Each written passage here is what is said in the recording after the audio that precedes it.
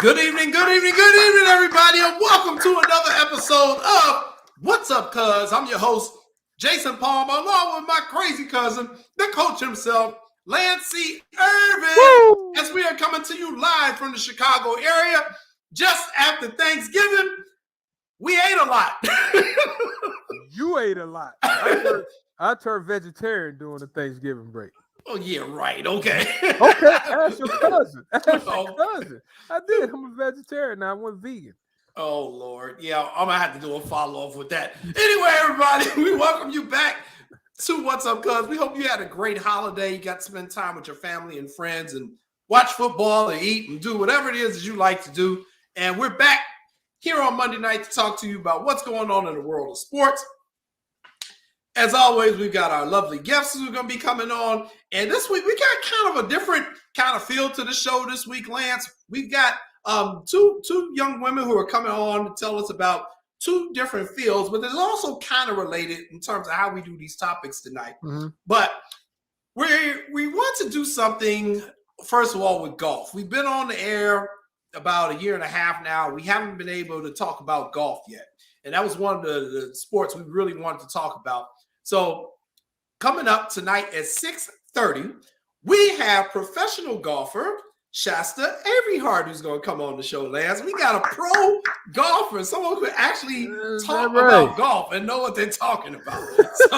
So she's going to come on. She's going to talk at 6:30. Shasta is coming on. And joining Shasta as part of that interview is my guy, Perry Kamel from DNA Vibe.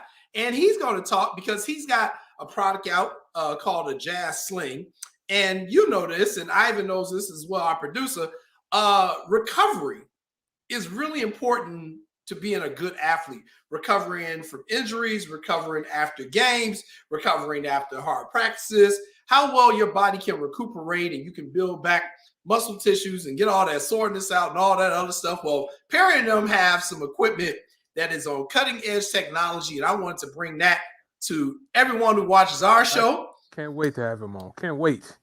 Because I could have got like 12 and more years. You and I, we athletes sometimes. 12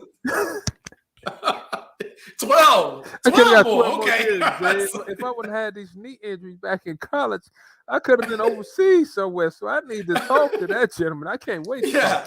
So he's coming up. At a little bit after 6:30, after we bring Shasta on. But we're gonna have a really good show. And then at 7:00, sticking with the theme of recovery from injuries and getting your body in good condition. Tell them who's coming on at 7:00, Lance. My girl, Dr. Jenny Myers. Now she just got a doctorate. She's the head trainer at Governor State. I work with Jenny, and see, Jenny track record is proven. Because when I used to limp into the training room, Jenny used to help me get better, feel better fast. So I don't know, but I'm happy to have Jenny on. She's very smart. She was a great trainer also. So we got a girl, Dr. Jenny Myers on. All right. Well, that looks good. So we're going to talk about, recovery and preparing your body as an athlete. And then we're going to talk golf. So that's going to be the subject of tonight's show. So we look forward to all those conversations. But hey, let's go ahead and get started with what's our first pitch for today. And I got to say, you're wearing your Bears. You're wearing some Bears apparel today. I'm kind of shocked, but I guess they broke the 5-game winning streak. So why are you shocked? Unlike some of us, first of all, let me start off the show like we always do. Jackson State Tigers, huh? Yeah. You like this one? It's decent. It's decent. It's not like the stuff Deion Sanders wear. I ain't got Deion money. They said you came out the gate swinging last week. They gave you credit for your soccer jersey on. By the way, Jenny used to work with some Red Stars. Okay. So you came out swinging. This day you kind of like basic Jackson State Tigers. It's not bad. I give you a C- this week. A C- on my shirt, okay. So here's the story behind the shirt. So break it down. We always talk about one way you can support HBCUs is buying their apparel. Doesn't matter if you went to the school or not. Just buy the stuff so that the school can get some of the money. So I try to put my money where my mouth is. So I bought a Jackson State Tigers shirt. You moved up to A. Okay. Because cool. Thank you. Because I'm trying to support the school. 2, I got a bunch of family members who went to there. And then 3, our guest Shasta went there. So, I mean, it just makes sense, right? Oh, it make a lot of sense. I knew Shasta went there, but I never know with you. I never know what angle you coming from. I'm still mad at you from last week. That's why I said it. Like you stole the show with that basic jersey you had on. But anyway, it was nice. Yeah, and so you went Bears this week. Yeah, I went Bears, Jay, because it's been so long before we got a win. I said, let me hurry up and put this on before I had to wear it, because Jay, I haven't worn it yet this season, and I'm sitting there like, man, I got to be able to wear it. I said, yes, we won, so let me pull it out. And I don't have a side piece team like you and Maya. I'm faithful to the Bears. I'm gonna let you stay in that dysfunctional relationship. So you on your own with that one. Ivan, is Ivan here today? The only thing, I'm congratulations first, Ivan. Well, thank you, Lance. Congratulations. I appreciate you. I agree with you. I'm not gonna talk crap about you wearing the Bear stuff, but you sound like Matt Nagy and them happy that they beat a winless team. You know what I mean? Like you sound like they were jumping for joy at Hallis Hall. You sound like them. I wouldn't be jumping for joy too soon. I mean, I guess it's a win, but I ain't want to be too excited about that one. Ivan, you're real knowledgeable when it comes to sports. You are my cousin, right? Especially this football stuff. You play the game, you understand. How hard is it to get a win in NFL? Oh, it's very hard. It's very hard. We can't help the Lions what they are. We gotta apologize. I feel you. I feel you, but you have to be real with yourself at times. You know what I'm saying? You have to be real with yourself at times. And what is being put out there week in and week out ain't been victories. It hasn't been good. It hasn't been quality football. So I'm just saying I wouldn't be overjoyous in my celebration about the victory over the Lions. Dang, could you let me have a week? I just want a couple of days. I mean, it's been a week since I've been able to stand here with my business. I even just put a damper in my spirit. So let's talk about really quickly. And I do mean really quickly. So the Bears defeat the Lions on Thanksgiving on a last-second field goal. Matt Nagy is going to keep his job for another week at least. I'm going to talk to you about that. And that's what we need to talk about. So there was a report that came out 2 days before the Bears game that Nagy was going to be fired after the game no matter what. The Bears got wind that the story came out. Then they didn't know how to respond. They wouldn't confirm it, deny it. It was a big mess for 2 days. And they won the game barely. Nagy is still there. Talk real quick. I'm going to give you like 30 seconds to talk about the Bears. It's a shame that came out because you know better than me. The Bears have never fired a coach during the middle of the season. And who else are you going to get at this point in time during the season? So I didn't believe any word of that. And I'm saying they should wait until the end of the season. What's your thoughts, Jake, if they get rid of them? Wait till the end of the season? Man, the season is already ended. What you talking about? Look, man, they got 4 wins all year, and 2 of them are over the Lions. So the season is over. It's been over. You might as well be first in line for the brand new head coaches who are trying to get jobs. Go ahead and take this man and move on. Just like I'm about to move on from the Bears and go to the next subject. I think Jason's right. If you ain't first, you're last in this situation. There you go. All right, next subject. That was quick.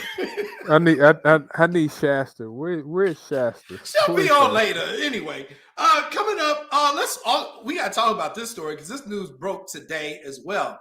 The University of Connecticut Huskies women's basketball player Paige Beckers signed a new deal today with Gatorade. She is the first college athlete to sign with Gatorade. You see, they were quick to get that photo out. Whoa, check it out. The Gatorade jacket. And this is what you've been talking about for over a year, that these new licensing agreements that the college athletes can have, how it's going to be able to make a lot of money for them, and especially the female athletes. So go ahead and talk a little bit about that, Lance. If you Gatorade, you can't lose with Paige Beckers. Number one, Jay, she was freshman of the year last year. She was player of the year, D1 for women's last year. First team All-American last year. For one of the few times in history of women's basketball that a person has done all those things that she's done. And she's having another good year this year. And she has a huge social media following. And she plays on probably one of the best teams in the country. So I don't see how they can go wrong because she's going to play. She's going to put up numbers. And she's probably will be in the WNBA soon.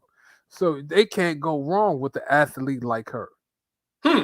Well, I'm very happy. You know, this has been a train that you and I have been on for a very long time of just college athletes being able to be compensated for their likeliness and their work. And we're starting to see some of these athletes cash in now. And you say this was a smart deal for Gatorade, so Smart deal. okay, I'll go with You that. know, Jay, because of some athletes, you really don't know how it's gonna fold. Like for say, like Bryce Young, we knew he was going, probably be the starting quarterback for Nick Saban and them this year, right? But he hadn't played, so we didn't know what to really expect from him. But with Paige Beckers, I know what to expect, and everybody else that follows the game, you know what you're gonna get. You're going to get a player of the year candidate while she's in school.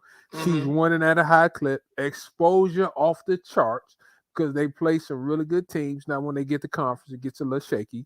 But with that being said, though, and she's a good person from what I hear. So with that being said, that's a great sign for Gatorade, if you ask me. All right. Well, we'll see how it worked out. Hey, next topic. Our Chicago Bulls. They're in action tonight. Your Chicago Bulls. They're at home against Charlotte. They lost their last game, but it was a great game against the Miami Heat. Now, here's the thing I want to talk about. Keep that photo up there, Ivan.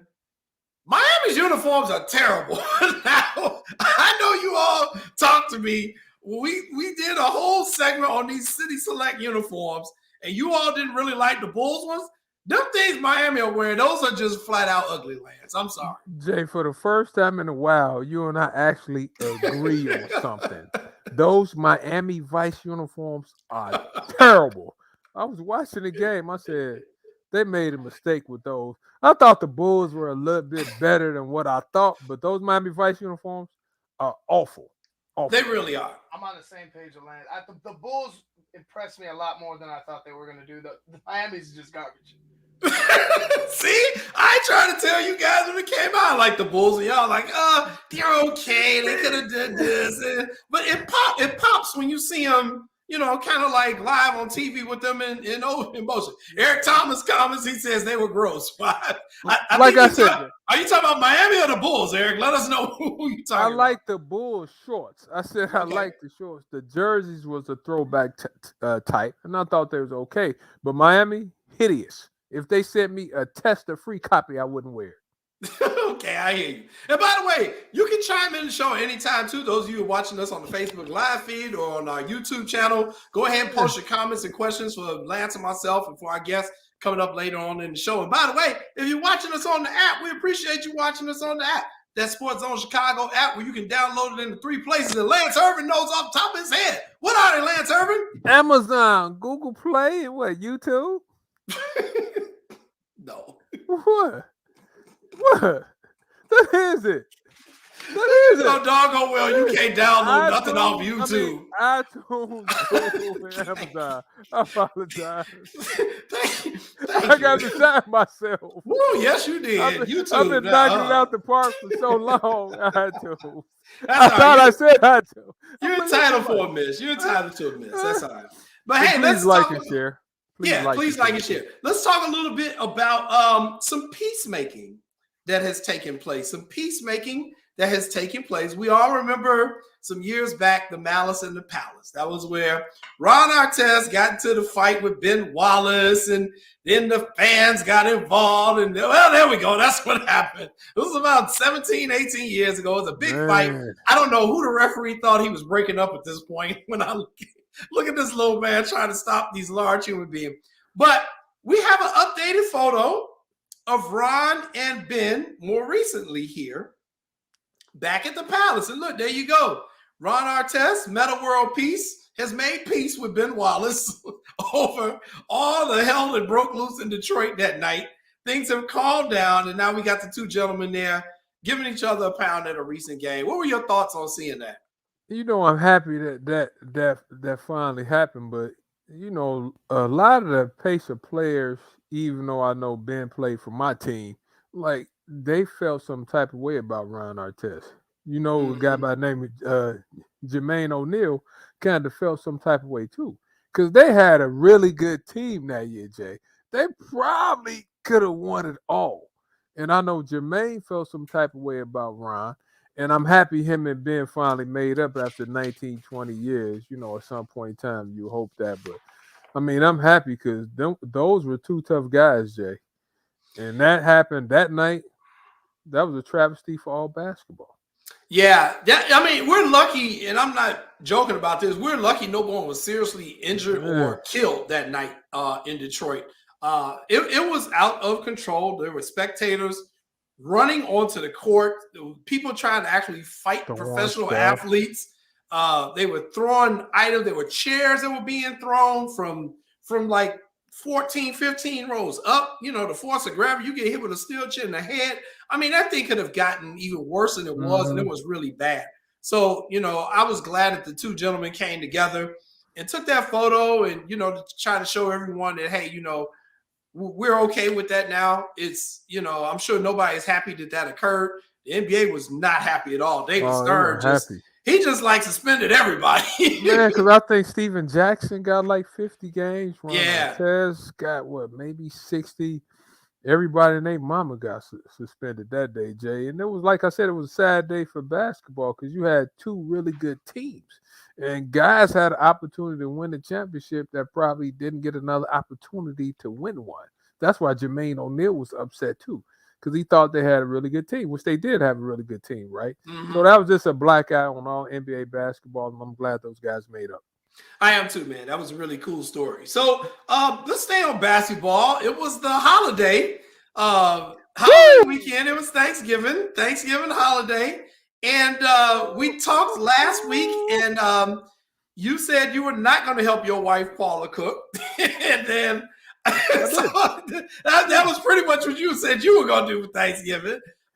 You were just going to watch football, basketball. I, being the great husband I am, I contributed to the Thanksgiving dinner making process.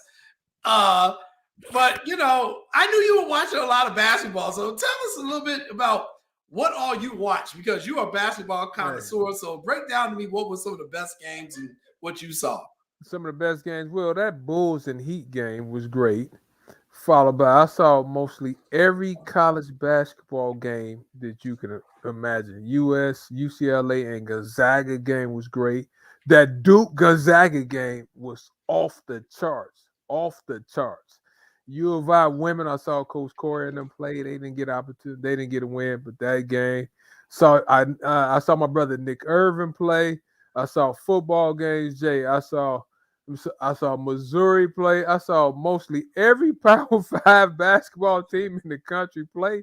If you was on the air, I watched it. If you was on Synergy, which everybody applies to Synergy, I watched it.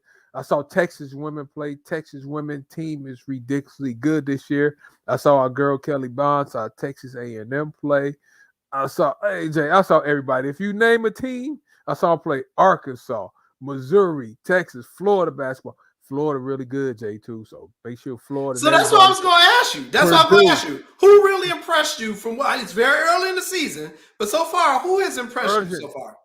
Duke. Duke is exceptional. They have guard play, Paulo Banchero, Jay. He's the real deal, 6'10". Him. Purdue, they won 2 games over the break. They're currently 6-0. Purdue has the opportunity to go all the way. You remember I watched them practice. I said they're final 18. I changed it. Purdue can win it all. They're good. Purdue can win it all. I'm telling you. Gonzaga can win it all, too. I watched Michigan with Juwan Howard. Michigan is probably like the second weekend of final 16 teams. But some of those teams I named early, Jay, and Arkansas basketball is pretty good. So, but Purdue from the Big Ten, Jay, anybody that like the Big Ten, bet on Purdue. Purdue is dangerous. Dangerous. Interesting. What about a couple of our hometown teams? DePaul, who's been off to a very hot start. DePaul, they 6-0. And I saw them play the other day. They played Eastern Michigan yesterday, and they beat those guys by 20. They have a young man on their team, Chicago's own, Javon Freeman Liberty, who's the nephew of Marcus Liberty. Our former guest, Marcus Liberty. Guest, and we got to get led back on. He's averaging like 26 a game in college basketball. I think he's the first or second leading scorer in the NC2A. And DePaul has a lot of shot blockers. I know Northwestern went 5-2. They 5-2 right now. 5-1. Excuse me. They have Larry Nance's son. He could really play. They have a good team. U of I had a couple setbacks, Jay. I know Kofi is playing really well. He had 32 in the win the other day, but they lost 2 games last week. Okay. Illinois hasn't stopped turning the basketball over. They're averaging Mhm. like 18 turnovers a night. They have to take care of the basketball. I know Trent Frazier was out the other day when they played. But, I saw those things. And Western Illinois, You got to with talk Nicholas about them. Irvin, they've been doing a great job. They winning on the road. They gave DePaul fits, Jay. They should have won that game. They had the lead until 8 minutes, and they lost it. I know Loyola was in the Paradise Jam, excuse me, and they Mhm. struggled. They lost 2 games, but they won their final game. We had Drew Valentine on the show, and I think Loyola was like 5-2. They lost 2 games down there, but they're 5-2 right now, and Drew Valentine and them doing pretty good. They have a big game this weekend. You know who they play Saturday, cuz? Oh, they're playing Saturday. DePaul, the Red Line rivalry at 3:00. Oh. That should be a good one, Jay. That should be Where a are really they good playing one. that game? At Loyola this year. No. Okay. Matter of fact, it's at Wintrust this It's year. at the So I'm Wintrust, trying okay. to make that. And then also, it's a big high school tournament this weekend Yes, too, it Jay. is. Chicago Elite Classic. Yes, So, it is. catch that. But that DePaul Loyola game should be a really good game this week. Okay. Well, yeah, you were definitely consuming basketball. So I said, I'm just going to give my cousin like 3 minutes and let him roll. Consuming it, Jay. I'm telling you. Also, on the women's side, Maryland from the Big Ten, they have a really good basketball team. The Big Ten on the women's side, Jay, is loaded. They currently have 6 teams ranked out of the top 25. Indiana, Iowa, Michigan State, Michigan. They loaded in the Big Ten. Maryland. So the Big Ten is the league to watch. Really? Okay. All right. Women's Well, basketball we'll is definitely Big do Ten. that. So we got one more topic before we take our first commercial break, and then we come back with our first guest. And tonight we've got kind of a sibling rivalry taking place at the United Center. We've got the 2 balls facing off against each other. It's the Lonzo Ball and Lonzo. and LaMelo. I tell So you what. they will be taking them on each other with their respective teams at the United Center tonight at 7:00. I think is the game time. Tell me a little bit about what you think about that upcoming matchup. It's tough to call, right? But if you judge it from points, Melo probably have a little bit more than Lonzo because Melo's going to shoot the ball a little more than Lonzo. I think Melo's averaging like 19.3 or close to 20 right now. Lonzo probably 15. But it's going to be great to watch because one thing we know about Melo, Lonzo plays defense. Melo likes to get to the basket and he can be a little flashy. So that's going to be interesting to see. And how come you wasn't at the Flea Club yesterday? We had Gotti on from Boo and Gotti. We did. They told you come to the Flea show. They had a promo. Daddy Ball was down there. Oh, look, Daddy Ball was there. Daddy Ball was down there. He was down there. Everybody, you know what? He gonna be the next movie they make. Because I just saw King Richard over the weekend. So we didn't talk about that movie too. They're gonna definitely make a movie about Mr. Ball because he got 2 working on 3 kids in the NBA. And so he about to up Richard Williams. I don't know what these dudes doing with their kids, but I think LeVar Ball need a movie, man. LeVar said he made sure his wife was tall because he wanted tall kids. That's what he said, Jay. You heard that, didn't you? I did hear that this man did this. So, and I think his wife is like 6'4", 6'3", 6'4". So, and his kids can play. It's not like they can't play. So he obviously did a good job raising them and grooming them how to be professional athletes because LaMelo Ball is a stud. He should be all NBA soon. Lonzo is a very good player. He's having a great year with the Bulls, and the Bulls are winning. And his other son can play too. It's just a matter of time. I think he's on the G League team or maybe on one of the NBA teams. I can't remember right now. Okay. Who plays? Oh, sorry. Who plays LeVar Ball in the movie? Ooh, that's a good question, Ivan. Who should play that man? So they got to be tall. They got to have a bald head and got to be kind of crazy and talk a lot. That's a good one. You know who I'm thinking? No, he does. But he does more action movies, like Vin Diesel. Because Vin Diesel kind of got the look of LeVar Ball. He got the bald head. He's a big guy. He talks a lot, like real loud. So I think he could do the LeVar Ball voice. That wouldn't be bad, Jay. Yeah, I can see Vin Diesel doing that, but I don't know. I'll tell you what, Ivan. If they do, Ivan, come on back on screen real quick. If they do an Irvin family show, oh Lord, Morris Chestnut plays like you don't look like Morris Chestnut. Morris Chestnut. It's not Morris. What's so funny? What's so funny? What's so funny? We're not getting Morris Chestnut to play you, okay? But okay, if this is what you want to go you're with. the publicist. Jay, you're the media guru of the family. I'm not getting Morris Chestnut to play. I'm not getting Morris Chestnut to Why play. not? I'm sorry. Because I don't want to do that to Morris Chestnut. My man, shout out. I wish Charlie was here. Charlie Murphy was gone. He used to say I look like Charlie, but I'm like Morris. So get me Morris. I would definitely go see a Charlie Murphy yes. Lance Irvin movie play with Charlie Murphy playing you. I would go see that. Definitely. I love me some Charlie. Jason, why are you still laughing? I need Morris though. Well, I was laughing because it made me think of, when you said that, I was so disgusted. It reminded me of a dessert I saw for Thanksgiving. So it's a cranberry and pickle pie. That's what I think of when you say Morris Chestnut is going to play in the movie. And on that note, we're going to take our first commercial break. And then we're coming back with Gosler and Shasta. You're watching What's Up, Cuz. We'll be back in about 2 minutes, y'all. I make my living asking tough questions. So here's a question for you. If you had the power to save a life, would you? I have a chance to survive blood cancer because my big sister answered yes to being my marrow donor.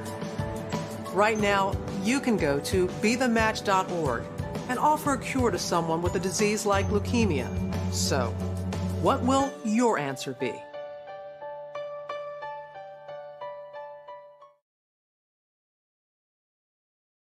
As an Olympic athlete, I prepare for everything. So when I became pregnant, I thought I was ready. But at 32 weeks, I was diagnosed with severe preeclampsia and had an emergency C-section. Looking back, had I known the warning signs, I would have talked to my doctor sooner. Too many women die of pregnancy-related complications, and most are preventable. If you or someone you know is pregnant or recently had a baby, learn the warning signs. It could help save her life. Hear her.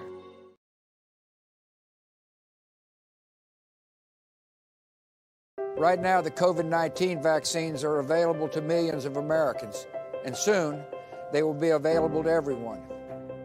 This vaccine means hope. It will protect you and those you love from this dangerous and deadly disease.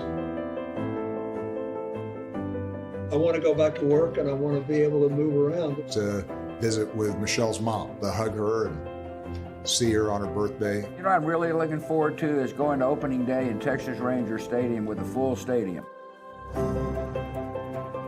We've lost enough people and we've suffered enough damage. In order to get rid of this pandemic, it's important for our fellow citizens to get vaccinated. I'm getting vaccinated because we want this pandemic to end as soon as possible. So we urge you to get vaccinated when it's available to you. So roll up your sleeve and do your part. This is our shot. Now it's up to you.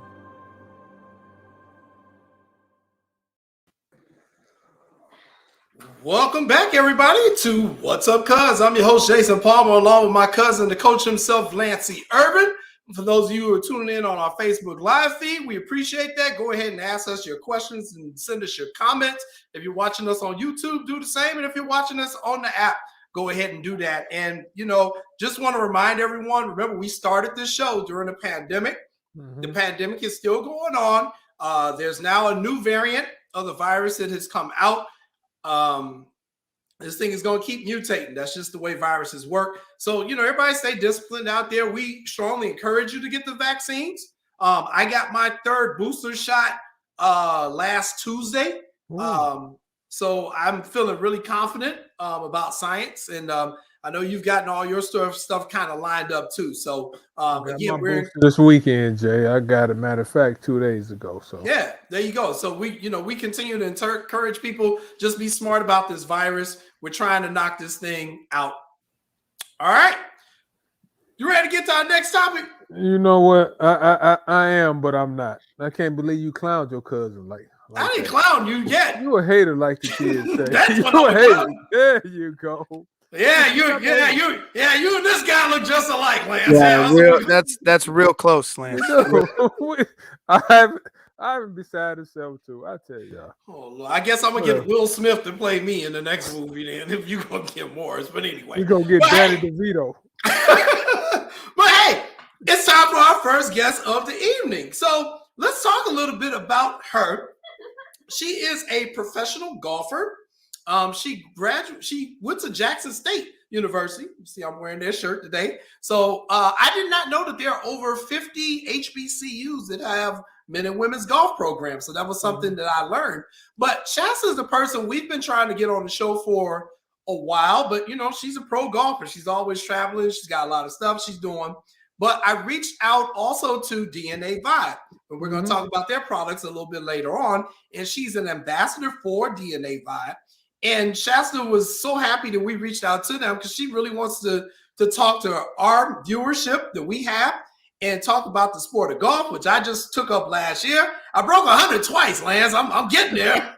It's not an easy game. It's not an easy game at all. It's not an easy game at all. And then earlier today, we got some sad news. We got word of the passing of one of the pioneers of golf for our community in this country. Brother Elder passed away. Lee Elders passed away at the age of 87 today. And for those of you who don't know, he was the first African-American to play in the Masters tournament. He knocked down a lot of doors. Whenever you're the first in anything, it means you're going to go through more stuff than anybody else. So we can consider him in many ways the Jackie Robinson of golf. And, you know, just a lot of history with our people in this sport that we don't talk about enough. So I want to get Shasta on, and this just so happened to happen today. So I figured it was perfect time, but let's bring on Shasta Avery is here. Shasta, how you doing? I'm great. How are you? We are doing great, and we are so happy that you were able to join us, me and my crazy cousin. You see, we just kind of flow, Shasta. So it's that kind of interview. Yeah, I heard backstage about more Chestnut. I'm going with Charlie Murphy. I really thought Charlie Murphy was the look. I mean, unfortunately, he's not here with us anymore, but I think Charlie Murphy. You know what, Shasta? I take that from you because I know you mean and you not a hater. And I like Charlie Murphy, but my cousin Ivan over there, they just be sad themselves. But anyway, I'm just gonna be quiet. Go ahead, Jason, since you hating on me. So Shasta, let's talk about the news of the day. And that was one of the reasons why we were glad for you to come on a little bit early. Mr. Elder's passing. Tell us a little bit about your experience with him and just what he's meant to the sport of golf and especially for our community. Well, unfortunately, I didn't get a chance to meet him. So okay. That's kind of a devastation, you know, on my end to not be able to meet a pioneer like, you know, Mr. Lee Elder. And also, I never got a chance to meet Charlie Sifford. So it's kind of tough when you lose the legends and, you know about them, you know of them. I think that the impact that he's obviously made amongst our community is huge. And when you think about golf, and you think about Black golf, you know, the names of Lee Elder, Tyler Woods, Charlie Sifford, they all come up. And, you know, right now I have such a great relationship with Renee Powell, who is also a pioneer, a legend within the female space of our community. And so I love, checking in with her, making sure she's good and just having a really good foundation with her, because you just never know. And it's just really good to establish those memories. And, with Lee Elder passing, it's just such a sad time because it seems like we're losing a lot of people within our community and recently these past couple of years. And so it's been a very devastating day. Yeah, it really is. And, I tell people, without the people that you mentioned, like Brother Charlie and Brother Lee, Tiger may not have been able to be where he was, because one of the things I learned is that the PGA didn't even allow African Americans in the PGA until 1961. Yes, that is correct. Which is it was 60 years ago. literally 60 years ago, and that's not that long ago. Yeah. So, mad respect to Brother Elder and everything that he had to go through to get there. And, I'll just ask, that's on the men's side. Talk to me a little bit real quick about on the women's side, the pioneers for African-American women in golf. Absolutely. So the first pioneer was Althea Gibson. She was way ahead of my time, so I obviously never had a chance to meet her. But she was a dual sport athlete, so she made waves in tennis and golf. And so followed by her was Renee Powell. And so right now she's a living legend. She's up in Canton, Ohio. And, with her, like, just being so warm and just loving to all of us youngsters that have come out and, just kind of knowing that, hey, like, she's got our back and we definitely advocate for her. She's right now also running her father's golf course that he hand built in Canton, Ohio, called Clearview Golf Club. So, if you're ever in the Canton, Ohio area, Akron, Cleveland, if you can make a trip over to play a 9-hole golf course, I think you'll really love it. And you might have a chance to meet her as well. And then also we have Louise Suggs, who came in 2001. And so she played on the LPGA for, I don't remember exactly how many years, but I had the opportunity to meet her. She's now the athletic director at the University of Richmond as well. So, you just knowing history and knowing who came before you is very important, because it gives you a reason to be able to give back as well. Without a doubt. And, the other thing, Shasta, as I was thinking about, these legends that we're losing, it's also important to know the history. And a lot of people don't know, right here in Chicago, we have the oldest women's golf club in the country is right here in Chicago. And I don't even know if a lot of people in Chicago know about this, but I spoke with Miss Williams last week. The Chicago Women's Golf Club is right on the south side. I don't know how much you know about them, Shasta. Have you met any of their members as well? I haven't. No, I have not. I'm ashamed to admit that. No, Jason, let me ask you, where's the golf club? Are you talking about 67, 63rd? And no, I know Miss Williams is watching, so she's probably going to send me the addresses where we're here. I think there's like 93rd and somewhere. I think it's on the southeast side, over like around Stony, but I could be wrong. I'll find out that information. We'll get it posted. But it's just so much history with our people in the sport of golf. Don't believe the hype thinking that, people of color don't play golf, that we don't swim, that we don't play water polo, that we don't do this. We do all that stuff. So, and there's a great history behind all that. So thank you, Shasta, for that. We want to go down to give Brother Elder his respect, first of all. But the other reason we brought you on the show is because we want to talk about the DNA Vibe. And you are an ambassador for DNA Vibe. Yeah. And we're going to bring in our guy, Perry, who's waiting backstage. Perry, come on in and join us. Hey. Perry Cabell of DNA Vibe. Hey, Shasta, how are you? Good to see you. Good to see you, too. Now, Perry, tell us about this product, and then Shasta's going to chime in about it because she actually uses the product. And when I found out about this thing, I was very impressed. Oh, Miss Williams sent it to me. It's 2100 East 93rd Street. I told you she was watching. Tell me a little bit about the product, this Jazz Sling, and then Shasta can tell us how she uses it as a professional. Then Lance has some questions, and thanks for coming on, Perry. I appreciate it. I look forward to your questions, Coach. Let me say, DNA Vibe is an intelligent light therapy wearable company. We're very scientific in terms of how we design our product. It's a 4-mode device. You could wrap it around your elbow, your knee, your neck, your back, your ankle, whatever, wherever you need a little bit of help. It emits a specific frequency of red light, near infrared, magnetic pulses, and microvibration. And that combination stimulates the body's natural processes to help accelerate recovery, whether you're dealing with strain from working out too hard, injury, or even post-operative. We have 97% of our customers reporting positive results, getting back on their feet, staying active, doing more of what they love. And, our passion as a company is really summed up in terms of trying to help make the world a better place, one better life at a time.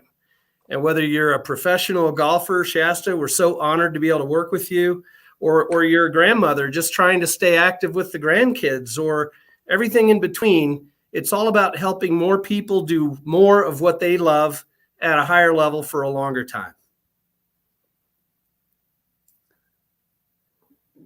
You know what? Let me. I'll let you go, Shasta J. Can I ask a question? You want me to wait till Shasta speaks? Yeah, let Shasta chime in. She uses it. Yeah, so I actually have it right here. So I'm gonna show you a little bit. So you see the red light. Mm-hmm. Actually, no, it didn't. It's vibrating right now. It's Okay. on because I have a power pack. So this is one of the options that you can use, especially if you're, in a restricted area, and you can just kind of lay back. And there it is. Yeah. So there's the red light. Okay. And one thing that I use it for, well, actually two, is my lower back and my neck. And so along with chiropractic work that I have to do on a regular basis, after practice or after a round at night, what I'll do is I'll lay in the bed and just throw it on. And yeah, there it is, my lower back, especially because it gets really tight, and especially like week after week on the road, you're traveling, you're practicing, you're playing, you're still trying to lift weights, and you're just all over the place. And so for me, I'm like, look, I gotta be able to sustain myself, and I don't have a whole lot of time to just rest in the bed and try to recover. So I need something quick. And so when the opportunity came from DNA Vibe, I was like, oh yeah, I'm with this. Like this hits me all day. You know, because when Jason said that you all was coming on the show, Perry, one thing I thought about, I said, where was that when I was playing? So let me ask you this, because I suffer from knee issues. I had 6 scopes and I had like 2 ACL surgeries. So is this kind of like ultrasound, or what's the difference between this and ultrasound? Because when I was playing, they gave you ultrasound and that made you feel a little bit better. Is this similar to ultrasound, or what's the difference? It's got some similarities in that it's emitting a certain frequency and you can wrap it around where you need it. But we're operating in a light spectrum with very, very small wavelength. Mm-hmm. And the wavelength is very tightly tuned to excite the DNA molecule to stimulate more of what DNA does. And DNA in your body helps restore healthy tissue and help revitalize and recover. That's all it does. And so we're not ultrasound. We're probably 1 billion times smaller wavelength, but we're really tuning into the body's natural process to stimulate that recovery. And listen, Coach, I'm an athlete. I was so psyched to hear Jason talk about swimming and water polo. That's how I grew up. I played tennis too. I was a ball boy for Billie Jean King way back when. And so like you, I grew up as an athlete without this, but I was patient zero. I was the first person 4.5 years ago to put it on. I had a tennis elbow so bad I couldn't hold a racket in my hand, let alone swing it. Forget about it. Mm-hmm. I put this on for 2 weeks. My tennis elbow was gone. I've been playing 4.5 years since, and it hasn't come back. So it doesn't just make you feel better. It can actually help root out the underlying issues. You know what? Because that's one of the questions I have for you and Shasta also. Like, how often would I have to use this? Say if I'm suffering from like my knee, I'm having a little bit of pain in my knee. My knee is swollen a little bit. Do I use this every day, or will it be once a week, or what? What's the time frame for this? Well, I'll take that first from our perspective. You know, we have many thousands of users, and typically people report best results when they use it every day for 1 or 2 times a day, 20 to 30 minutes each time. So while you're reading a book, while you're watching a movie, while you're working at your desk, we even have a car power adapter for people who want to use it to and fro, out on the move or in the golf cart. And so 1 or 2 times a day, 20 to 30 minutes. Now, if you're dealing with acute injury or post-operative recovery, you'll begin to start feeling some relief the first and second time you use it. It stimulates blood flow, it accelerates oxygenation in the cells, and it helps relieve congestion and inflammation. And so you'll start to feel that relief. But if you keep at it, if you're dealing with a knee issue, a chronic knee issue, or a tennis elbow, or a golfer's elbow, It's a 2, 3, 4 week. Keep at it. We've got some great stories from people that have come back, and one of my favorite was a golfer, not a professional, nothing like Shasta, probably more along the lines of a sub 100. But he had golfer's elbows so bad, he tried everything. He tried PRP injections, he tried PT, he tried steroids, he tried all that, and was just so frustrated. He actually wrote us an email before he ever bought our product. His email was it was ranting. He's like, this better work or I'm going to return the darn thing. And he was venomous in his email. And so he ended up buying it. And within, like, as soon as he received the product, he put it on his elbow. And that very day, he sent us an email. And it was just, I'm sorry, he sent us a text message through our app. One word, crap. And sorry, I don't know if I could say that on the podcast. No, you can say it. That's pretty polite. We say everything on this show, Perry. I'm just sharing verbatim is one word feedback, CRAP. The next day, nothing. The third day, this don't work. The fourth day, this is garbage. The fifth day, and this went on. It went on for about 2.5 weeks. We got these 1-2 word hate mails every day. And then about 2.5 weeks in, maybe ? The day after that, probably period. After about a month, he started saying, this is changing my life. And it was amazing. So again, it depends what you're dealing with. We find 97% of the people have a good result. Some people have that result the first time. Some people have to stick with it for 2 weeks, sometimes 4 or 5 weeks. You know what, Shasta, I had that. Shasta, and I know being an athlete, you probably use multiple products, right?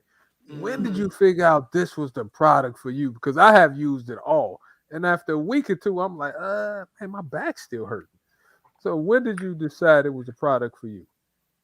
Well, so first I obviously got the opportunity to use DNA Vibe, and at the time I was having lower back issues, so they were kind of traveling to the upper part of my glute, and so I was doing chiropractic work, which obviously provides some type of relief. But I was like, okay, there's got to be something else. I'm like, let me try this DNA Vibe before I start posting about it and letting people know like what the actual results are. And so it took about 2 weeks for me, and that's doing every day, 20 to 30 minutes. I think the most I have used it was 45 minutes, and that was when I was taking a nap. And I was like, because I'm just trying to be efficient with my time, like trying to get everything in that I need to do every day. And once I started getting some relief in my lower back, I was like, okay, this actually works. I was like, okay, now I feel more confident to post about it, to tell people about it, because I'm actually seeing healing and recovering myself. So yeah, the lower back I was having issues, I think, just because consistently working out is kind of tough when you're on the road. And so if I can get to the gym or doing something about 3 days a week, that's pretty solid. And so if I don't do that, then my lower back starts to stiffen up because I'm not really working my core out. So, it's like give or take, right? So I knew that once my lower back started stiffening up, I was like, okay, I got to get back to the workouts, but still not relieving the pain. So that's when the DNA Vibe came in, and I was sold after 2 weeks. So once again, ladies and gentlemen, being joined by a professional golfer, Shasta Avery Hart, and our guy from DNA Vibe. It's funny. He and I talk so much. Perry and I talk so much. It's like, okay, now we're actually doing the interview. I don't know what to ask Perry, but I know what to ask Perry. I do. So here's the thing, Shasta. So for you as a professional golfer, how important is it for you to have that flexibility in your muscles? Oh, it's so important because it really takes a toll on your swing. Like you're using so much torque every day. You're hitting hundreds of balls throughout the week, and you obviously have to compete. And so the big thing for me was like, okay, like in the mornings if it's cold, I'm stiff. I'm doing my dynamic warm up. I'm like, okay, I need my hips and my everything in my back to be firing. And I need to have a whole lot of time where I'm having to warm up for like an hour and a half to get loose. Like I need a solid 30 minutes to hit balls. I need to be ready to go. And so for me, it was like, okay, I need something that's going to be able to help me to make that process smooth, especially the fact that I'm getting older. Like I'm not 25 anymore, so I can't just hop out the car and go hit, hit the. None of us can, Shasta. None of us can. But especially for like pro-am days, there's kind of a lighter day versus, competitive days. And so that was a big thing for me. I was like, okay, like I just need some type of relief so I don't have to alter my swing or abbreviate my swing because I can't get through the ball properly. Okay. Now, staying on the topic real quick, as a golfer, what are some of the key muscle groups that you use for your swing? And, I can imagine why this product is really important for you. Oh, yeah, absolutely. So it's the core, obviously the abs, the glutes, the hip flexors, quads, your hamstrings. Like it's pretty much everything. But I think the major groups is definitely the glutes, the hip flexors, your abs, because you got to be able to activate because you do hit the ball from the ground up. Okay. And so it may look like it could be all arms, but essentially the arms is like the last piece of it. Yeah, if I could add, we have a Hall of Fame golfer, Clayton Cole, who's now in his 80s. He's retired, but he loved playing golf. He played until he was 80, and then he couldn't because he had a trigger thumb in his hand, and he wasn't able to snap the club through. He started using the DNA Vibe Jazz Band, and he's back out on the golf course.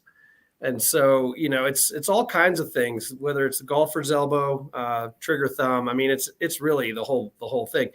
One reason the device is shaped like an ellipse, you can kind of see that. Mm-hmm. There you go. It's an ellipse. And it turns out this shape is computer optimized to fit the maximum areas on the human body. So it fits very comfortably behind the neck. Mm-hmm. It's very comfortably around the elbow, the wrist, everywhere you need it, the low back, the mid back. I put mine around my neck for an hour at a time while I'm at my desk. So, okay. Well, to me, it's just so amazing. When Lance and I were athletes, the best cure for everything, Lance, was like a bag of ice and a heating pad. That was a bag of ice, and that was it. That's why I'm sitting there and I haven't heard of this until Jason brought it up to me last week. Have you tried to market this to any colleges, Perry, or? Well, we're growing so fast as it is, about 20, 25, 30% per month. We've got over 100 professional and Olympic athletes now using it, from figure skating all the way to martial arts. And we've got multiple MMA champions, world-class professional skiers, runners. Amazing. We also have about 400 professional clinics, chiropractors, over 250 chiropractors. You mentioned that a couple times, because they look at bringing solutions to their patients, right? Exactly. They want to be able to make the adjustments. They want to be able to get people in proper alignment. But, oftentimes they'll take the DNA Vibe while they're doing manipulations, and they'll strap it on the back while they're applying traction, and they do all kinds of things. So with 400 professional clinics, from sports medicine, chiropractic, physical therapy, orthopedic, we're growing. And colleges, college sports and athletics, professional sports, definitely in our wheelhouse.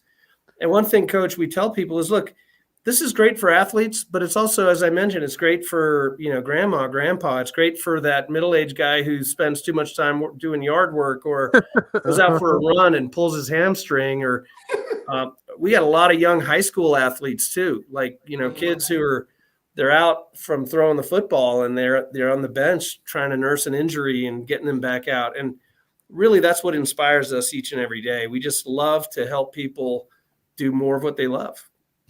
And I know we're running kind of up against the clock here with you, Perry, and we got to get you kind of out of here in a couple of minutes. But I have it on the monitor for everybody to see. That is where you can get this product. And that's exclusively for the What's Up Cuz show. And for my website, jcoydenreports.com, that is the website to purchase this product. I've got one coming. I'm going to do a report on jcoydenreports.com and let you know how it goes.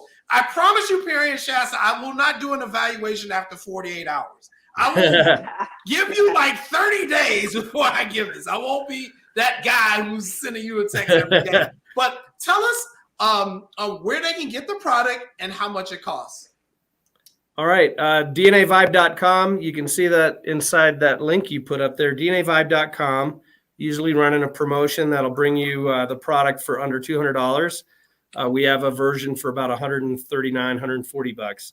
So we work very hard to keep it very low cost. I will say we make our product in the United States. And that's a very important part of the company and who we are.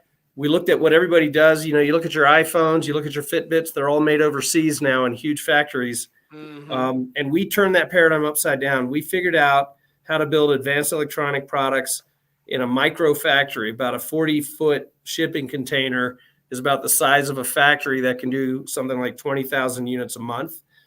Our vision is to drop factories in local communities around the country so that instead of making all the products in one huge factory, we're going to distribute that into local communities and teach them how to participate in this exciting process. Well, hey, Perry, we appreciate you coming on and talking to us a lot about this product. I think you're on to something really big here. And I just appreciate you reaching out to me and taking the time and wanting to get this in front of our viewers and in our community too. You know, we try not to be last in our community with all the information, and it's good when you're on the cusp of something new coming out. So I really appreciate you taking your time to talk about this product and DNA Vibe. So thanks for coming on, Perry. Thanks. It's been an honor, guys. And Shasta, right. Good luck to you. Good to see you. Thanks, Perry. Good to see you too. So Shasta's going to stay with us, Lance, because we're going to talk some more golf. So I'm going to let you go ahead and ask her some golf questions, because we got a lot of them. And I know it's a lot of people watching right now who play golf, who are tuning in to watch Shasta. So go ahead. Uh-oh, you're on mute, cuz. He muted himself. Well, sometimes I try to do this to him on purpose. Shasta, he muted me on purpose. Can you hear me now? But Shasta, you literally one of the first people I met that actually played golf in school. Like, when did you get started, and when did you know you were that good? Well, I started at the age of 7. My dad got me into golf, and it wasn't until somewhere around high school where I was like, you know what, like I'm pretty good, because I started winning tournaments. I think that's a key, factor is if you're starting to win, it's like, okay, like you're beating people, it means you gotta be pretty decent. And especially playing like a lot of top girls in the state of Michigan growing up, and I'm winning these events over them. So it's like, okay, like I have a really good shot at doing this. And so it was, kind of a done deal that I was gonna get a golf scholarship. And so we just started sending out packets to different universities, and I had a lot of options. And so when we really looked at the pros and cons of all the offers that we had, it was like Jackson State was the best one. And I had to leave the state of Michigan. That was the big thing. Like leaving Michigan, going to play golf all year round. That was the big focus that my dad was really instilling. That's what I was going to ask you. And I coach for a living, and I'm like, so golf, I'm sure you got a scholarship. Did you think about going anywhere else to any like PWIs? Did you want to go to Texas somewhere? You went to Jackson State. So I hear Steph Curry gave money to Hampton. So it's over 50 HBCUs with golf schools. Will have golf teams. So I didn't know that fact. I know now the number has decreased because of, economic times right now. I know Jackson State is looking to revitalize the men's and women's team because they did suspend their teams about 4 years ago. Okay. They were having budget cuts. So, I did look at PWIs.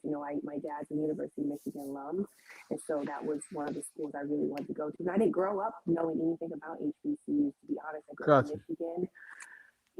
It's Michigan or Michigan State. And, so I'm looking at Michigan. I'm looking at Eastern Michigan. I had an offer that was one of the other offers that was really, it was a really good offer on the table.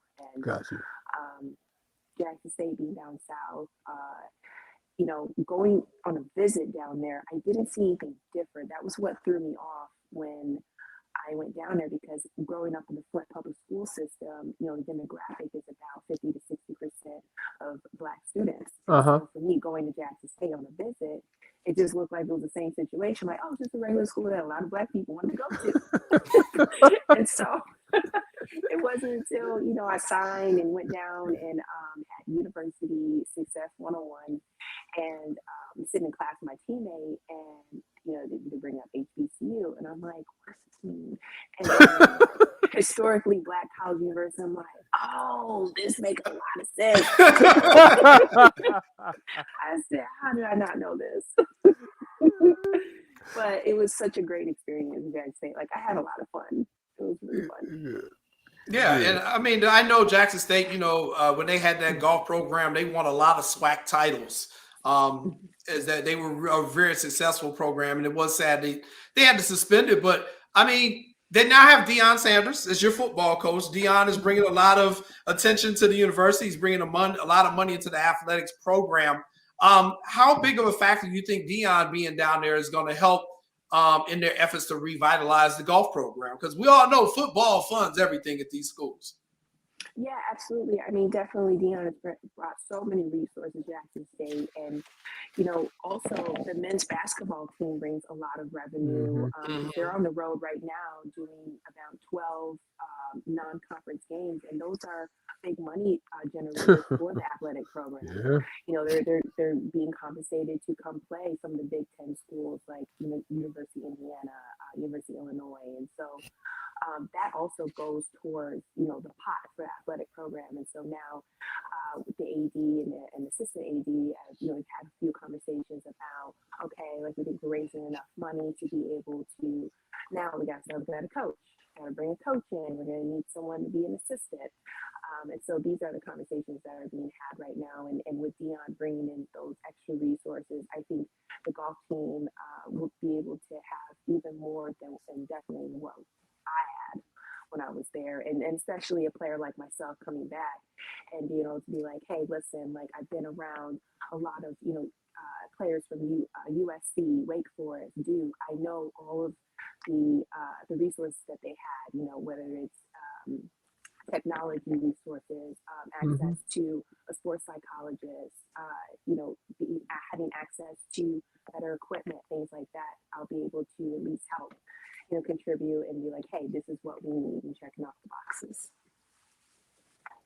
Wow, you almost lost me when you started talking about the guarantee games. I understand. I don't know if do you guys know that?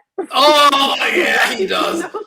Please don't take him there, Shasta. We don't have a DNA Vibe jazz band for his I'm gonna brain. talk to you off the record. You made me lose my train of thought. I'm gonna talk to you off the record about that. Go ahead, Jay. Oh God, let's not take him back there. So let's talk a little bit about your. Let's talk a little bit about you're being out on the tour. And one of the things that I just recently learned, I didn't know that there's an LPGA and then there's another tour as well. And you play on that particular tour. Tell us a little bit about that tour and what it's been like for you as a professional golfer. So when I took a break from playing about almost 3 years, I took a break and worked corporate. And so when I left and came back to play, I had accumulated status on the LPGA Symetra Tour. So it's like if you look at the PGA Tour and then you look at the Korn Ferry Tour, it's just below it. That's pretty much equivalent to the men, except for the money. The money's, we're not getting paid as much. But needless to say, we have very strong competition. I mean, a lot of the players that are bouncing back from LPGA Symetra Tour back and forth, like everyone's pretty much can hit the ball the same. It's just more of a matter of maybe having a stronger short game and obviously a stronger mental state. And so we have a lot of competition, like competitive girls out there. I don't like to say the word girls. It's women, okay? Because we're not little girls, we're women. But we are really competitive and everyone's very talented. And one thing that would be really nice is, being able to get a streaming opportunity to, broadcast some of the tournaments because, I mean, we're out here shooting like pretty low scores. And so for me, I think, this past few seasons of playing golf again, I thought I would have gained LPGA status at this point again, and I haven't. And so it's been a little frustrating, especially this year. I played a full season and I didn't get the job done at Q School, nor did I get on the money list this year. And so it's kind of reevaluating, things about my game and what can I need to be better in, and especially mentally, like how can I be stronger, and kind of getting out of the way and being able to allow myself to, come out the gate and shoot the 66 and then follow up with a 67 versus a 77, so stuff like that is always, a challenge, but it's definitely possible to fix. And so this is the off season time to do it. You know what you mentioned earlier about scholarships and about playing in high school. Is it a circuit? Say if you don't have a high school that offers golf, how can you be seen and how can you get your name out there? Well, the big thing is it really wasn't high school golf that really got me the scholarship. It was more of playing junior tournaments. Okay. So there's a junior wave of, tournaments and tours that you can play on. And so for me, I played in a lot of tournaments, amateur, like the Michigan State Women's Am or the Michigan Girls Junior Am, or going to qualifiers to qualify for national tournaments. Okay. And those are, or even just locally, like if you have, I grew up under the Flint Junior Golf Program and the Flint Inner City Golf Program, because you learn about more tournaments as you're exposed to opportunities like that. Got you. And you said early on that you had to send out packets to schools and stuff because many people come watch you, or you send out packets kind of like volleyball. You send stuff to different schools.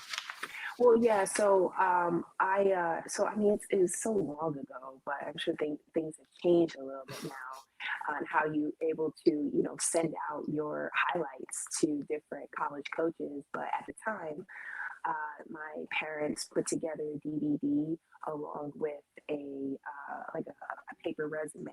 Okay.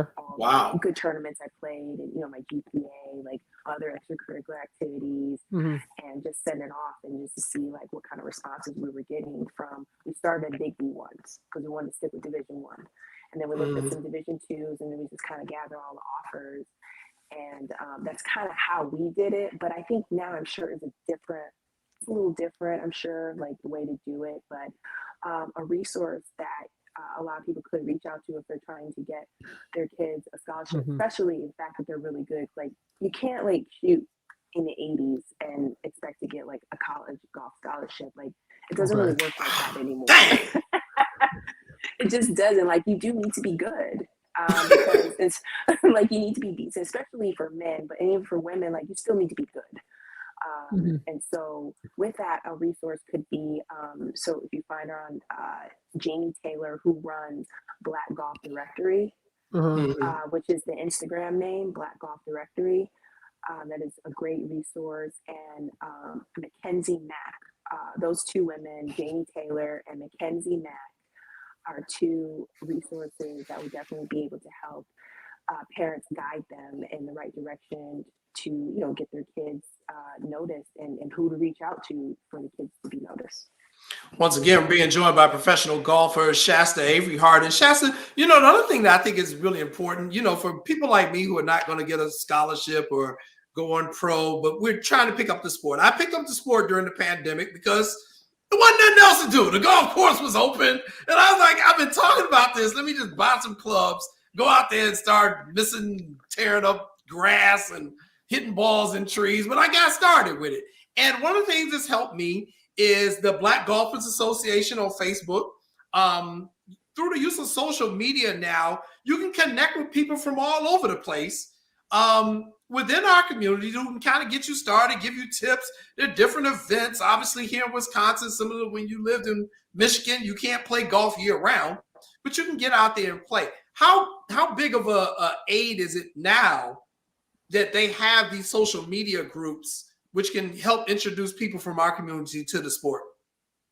Well, I think it's very helpful because everyone is on social media at this point now. This is, we're in the information wave, in the technology wave. And so with these outlets that are providing information, whether it's what brands to support, what's the best equipment to use, which professional golfers are that they're Black professional golfers you want to follow. Like there's so many outlets that provide so much information. for people that are new to golf or have been in golf and just want to be able to keep up. I think it's very important, and it's really nice for those outlets to be to have a presence on Instagram, Twitter, Facebook, and now TikTok. Yeah. And shout out to my guy, Kahart Mitchell, who I connected with today in the Black Golfers Association on Facebook. And, I think it's a lot of resources out there for people. And one of the things I have to ask you about, though, is that I found something when I knew you were coming on the show, and I did a lot of research, and I discovered there are only, in the United States, only 5 golf courses that are owned by African Americans. And I think you mentioned one earlier there in Ohio.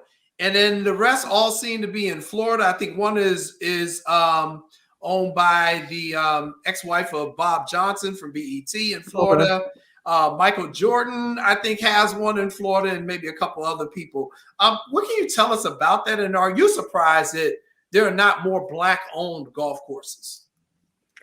Well, I'm not surprised. I mean, I think just, we're kind of a little behind, and unfortunately it's not our fault, but it's just, we're starting to get access to more resources and more knowledge about a lot of the spaces that have been withheld from us as our community. So I'm not surprised, but it's really nice to know that it's growing. I mean, it seems like a slow rate. Obviously, there's only 5. But I'm sure there's a lot that goes into being able to purchase a golf course, or whether you're, creating a golf course and you want to purchase land and all that. But I have no idea what goes into that. But I can imagine it's a lot of work, and you have to really have a passion for golf and have an understanding of golf to be able to invest in that. And yes, Innisbrook, who is owned by Sheila Johnson. Okay. Florida, or Clearwater, Florida. So I've played there quite a few times. A nice track, and they have the Valspar there, the PGA Tour tournament there. So the Valspar Championship or something like that. So it's really nice to know that we're making strides. It's just kind of slow, but it's happening. That's the big thing. It's happening. What age should you get started playing? Fresh out the womb. Oh yeah. I just because it's so hard. No, but all jokes aside, I think the earlier the better. Especially, I think it's going to be easier for people that are athletic. Because if you're athletic, you can be able to train your muscles to do the movements that are necessary to be able to have a consistent swing. I think it's a struggle if you're older and you don't have an athletic bone in your body. It is going to be challenging because I play with a lot of people like that are just like, don't get it. And they and I'm just like, I don't know what to tell you. Like, you're like, what's a tip? What do you think I should be doing? I'm like, I don't know where to start. Was that you watching me on the golf course the other day, Shasta? I thought I saw somebody in them trees. But Shasta, also, are they making the clubs different these days? Because it seems like the balls are going farther than what they used to go. And I know athletes are lifting weights and stuff. So is it a difference in clubs? I think that's a factor as well. Yeah, clubs, balls, getting that right combination for yourself. I mean, I could say that this summer I made a switch. I went in because I hadn't been fitted for a couple years, and I know I had put on a little bit more weight, got a little stronger, and so I was like, you know what? Let me go see if I need new shafts. And so I just felt my clubs were a little too light for me, and so I went and got refitted and stuck with Callaway, which is my equipment sponsor. And after I got my clubs, I started hitting my irons about 5 to 10 yards further. And I was like, wow, like equipment is a factor, even though they're making equipment to go further. It's just the combination of shafts, club heads, your swing speed, all of that is a factor, and the ball you use. So I had to readjust my numbers. And so, which is obviously an advantage. I'd rather be hitting a 9-iron into a green versus an 8-iron. I know. Yeah. Okay. See, I'm writing all this information down, Lance. So yes, go get fitted. So I got to get fitted, but at first I need to lose like 20 pounds. So So when I play in the spring now, I'm gonna get fitted, Lance. Remember that. I gotta go get fitted for clubs. But you talked about the balls also. So is the difference in the brand, the balls you use too? Yeah, so the golf ball I use is the Titleist Pro V1, and that's probably the premier golf ball you could possibly use. Like it's soft, it checks when you're hitting wedges into the greens, when your chip shots, like it's a softer outer layer compared to like a Pinnacle. You know, a Pinnacle is going to go really far, but it's such a hard golf ball that it has no way to check or spin.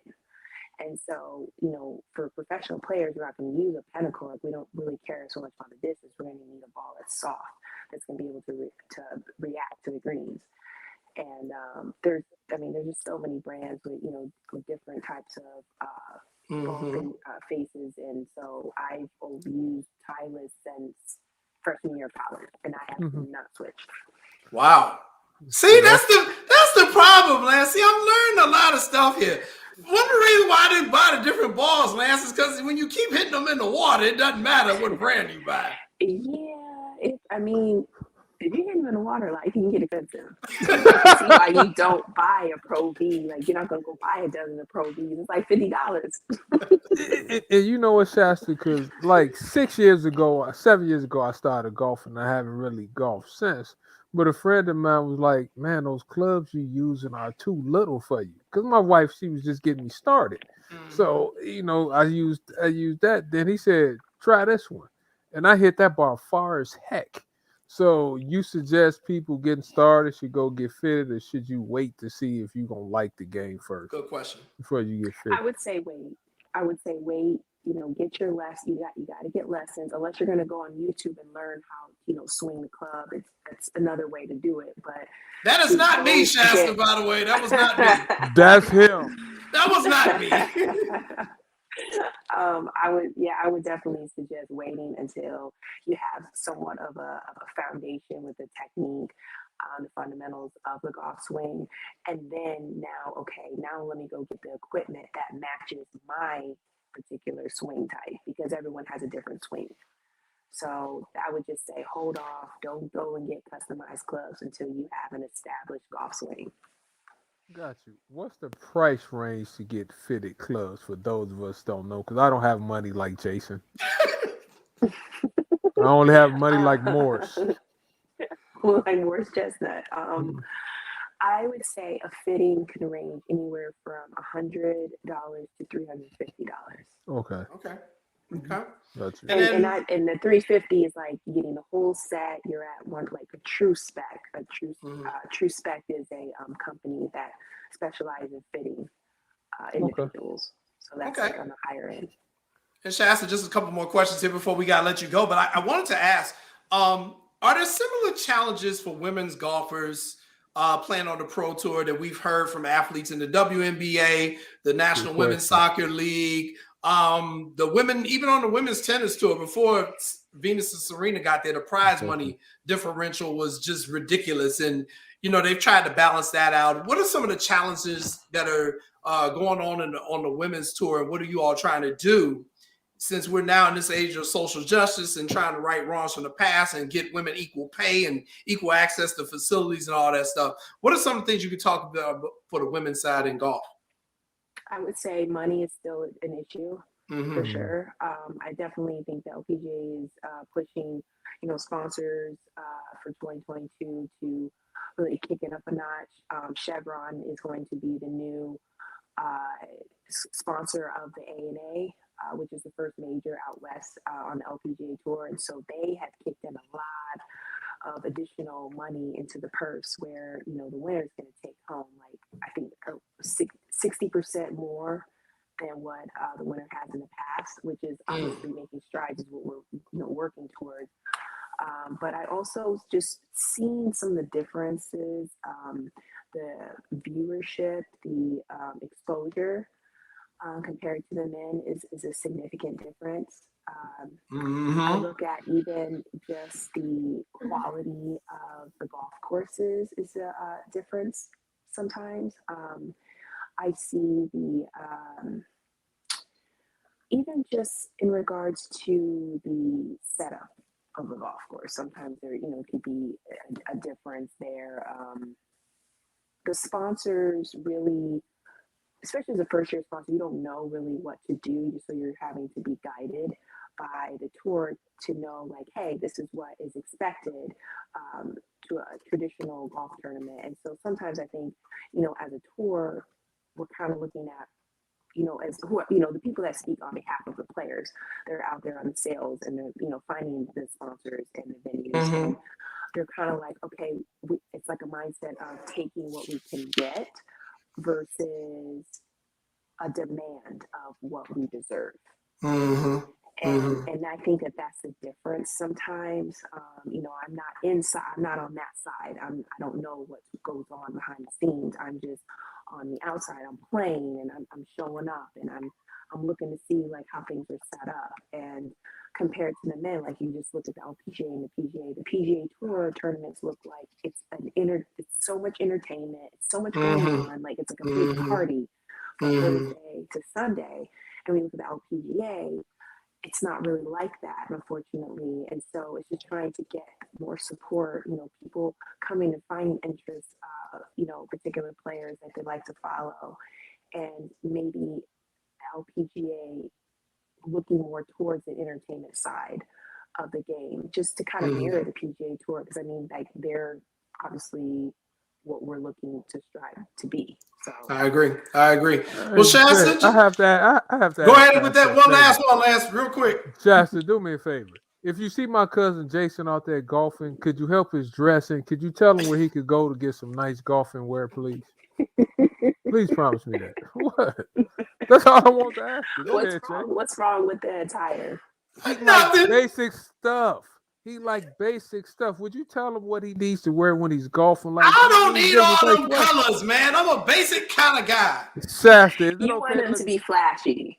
I want him to have the right swag out there. I bet you Shasta has swag. I want his what does the kids say, drip? I want his drip to be right. His drip is not right. A little bit drip.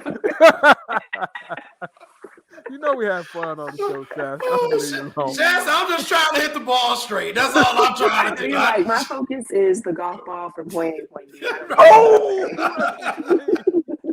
That's that Charles Barkley swing. I am not that bad, okay? Yes, you are. But Shasta, if you look good, you play good. That's all I'm gonna say. You do. You look good. You play good. You feel good. I mean, it's all that. All right. And remember, everybody, purchase the Jazz Sling. It's what Shasta uses. It's what I'm gonna start using. DNA Vibe. There's a link. Go on the links. Go on the link for the What's Up Cuz show. Go ahead and get this product. There you go. She's got the product. Shasta, thank you so much for talking to us. We really appreciate it. I know we're kind of crazy, but I hope you had a good time. And, you can come back anytime you want. And, anything you need from us to help promote your game or promote the tour, just let us know. And a shout out to the women once again at the Chicago Women's Golf Club. That's the oldest organization in the country for women, man. It's right on the south side of Chicago, 2100 East 93rd Street with my girl, Miss Williams. So thank you so much, Shasta. Good luck to you next season. We're going to come see you when you're playing South Bend next year. We coming. Oh, yes, yeah, for sure. I would love that. All right. We have to go, for sure. We're going to take a commercial break, and then we're coming up next with your girl, Jenny Myers. We're going to talk some athletic training. So I can really get out there on the golf course. I make my living asking tough questions. So here's a question for you. If you had the power to save a life, would you? I have a chance to survive blood cancer because my big sister answered yes to being my marrow donor. Right now, you can go to bethematch.org and offer a cure to someone with a disease like leukemia. So, what will your answer be?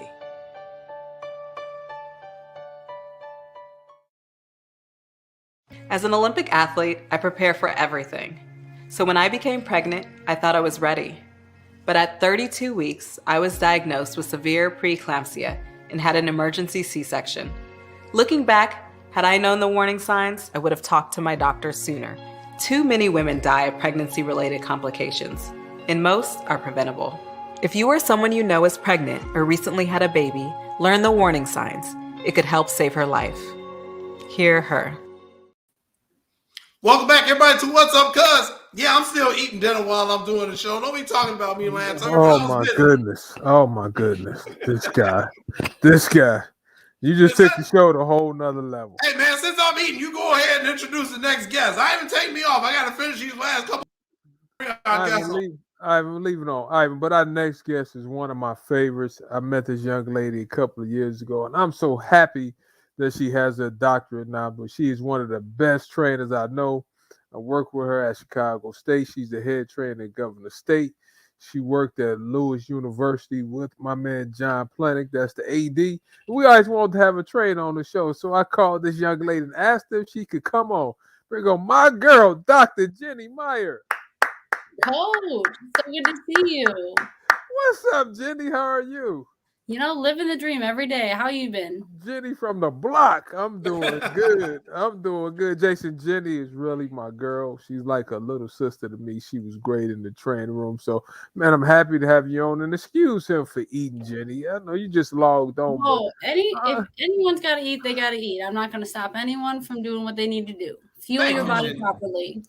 So Jenny, I didn't know you had your doctorate. I knew you was going to school. And congratulations. Thank you. Could you we often have different guests on, but how do you become a trainer? Like, talk to us about things you need to do to become a trainer. Yeah, absolutely. So the process when I went through school actually was going through a change. So it's different now for anyone who is going to school. Okay. But anyone who's going now, you'll go to college, university, get a 4-year degree in either biology, exercise science, pre-medical, pre-AT, pre-PT. You can do a bunch of different degree paths now.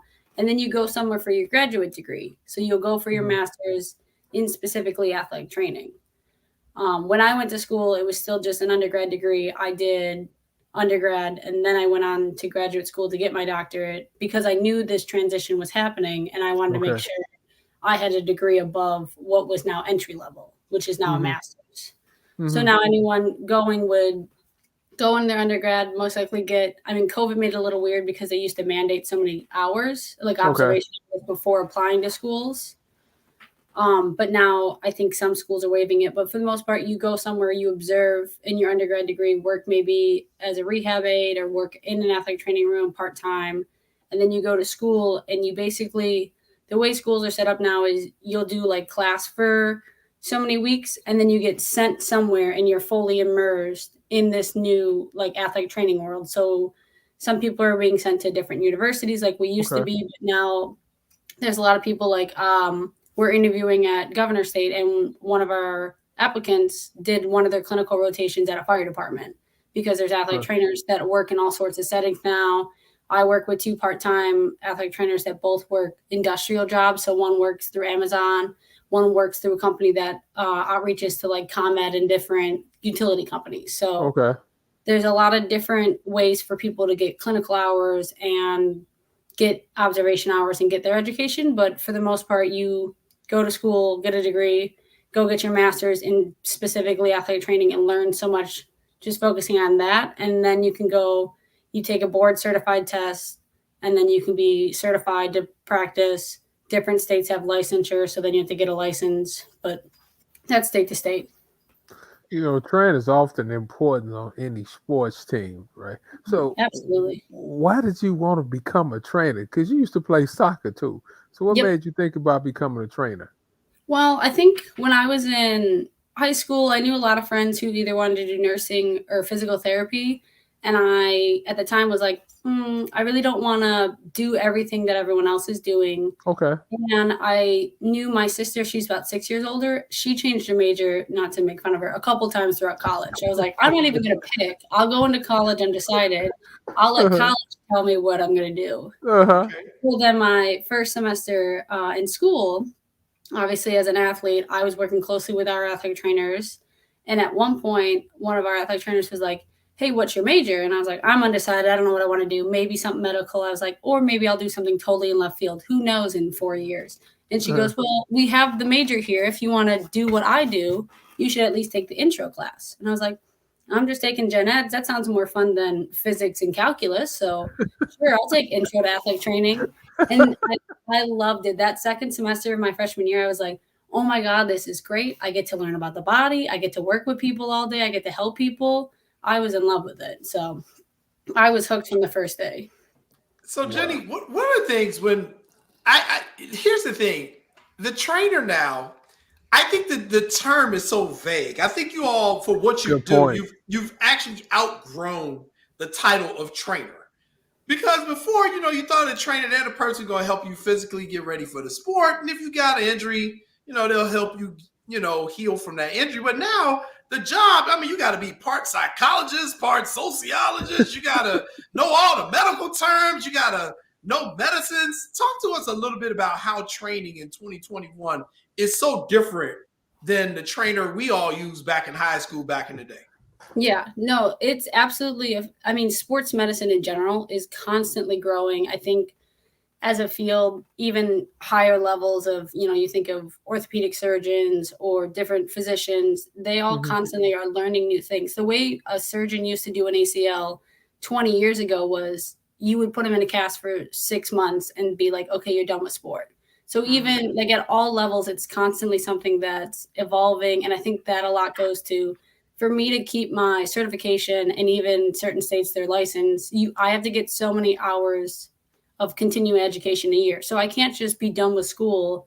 If I was, an athletic trainer in the high school 20 years ago, I can't just rely on what I learned in school 20 years ago.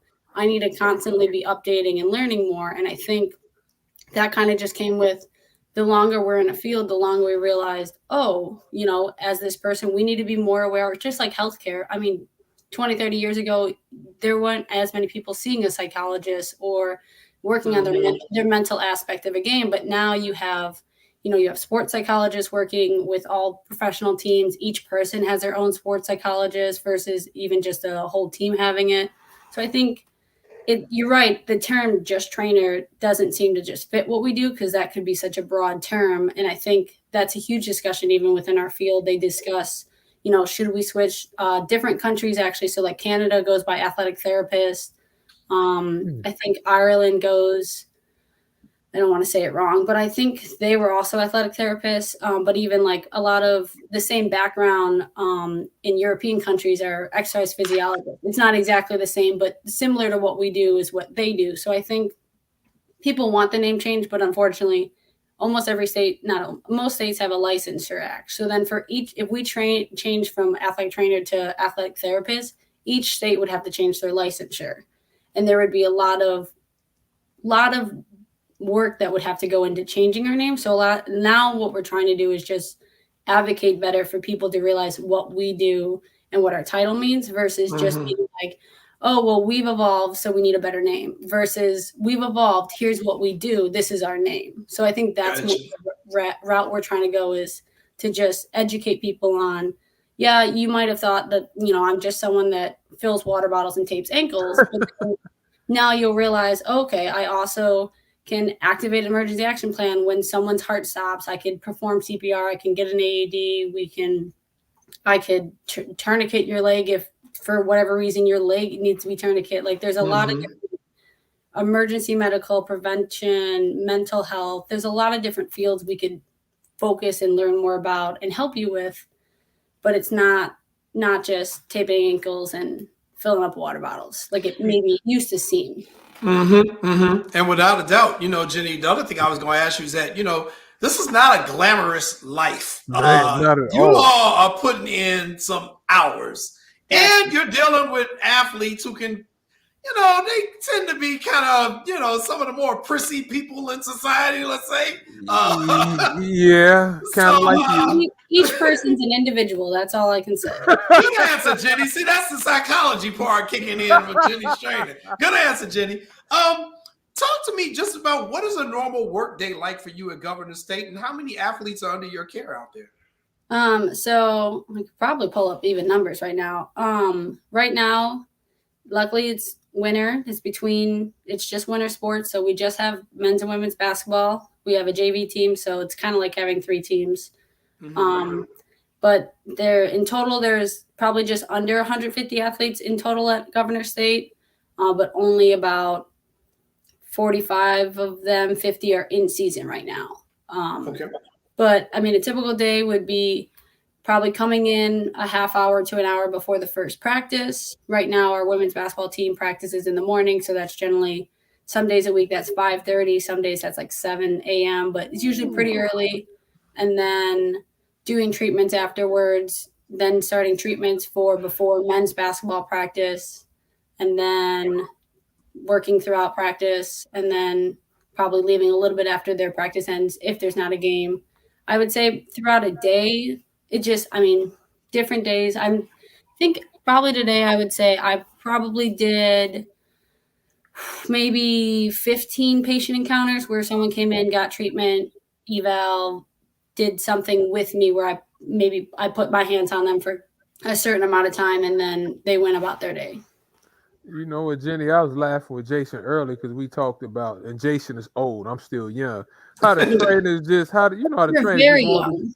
Thank you, Jenny. How the trainers just wanted to give you ice. Yeah. Are there any new techniques going on out there, especially for a person with a knee injury like myself? Well, used to have knee injuries.